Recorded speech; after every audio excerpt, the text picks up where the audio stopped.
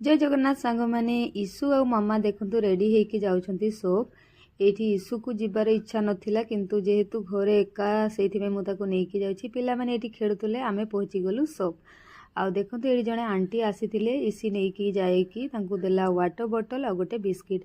तो सांग माने आसी गलु घर को लंच टाइम हेई गलानी माने पहारी गलानी 2टा हेलानी किंतु कोन करिवो टाइम नाही। तो एबे आसिकी मु लंच रेडी करछि देखंतु फटाफट हमर लंच भी रेडी हे गला।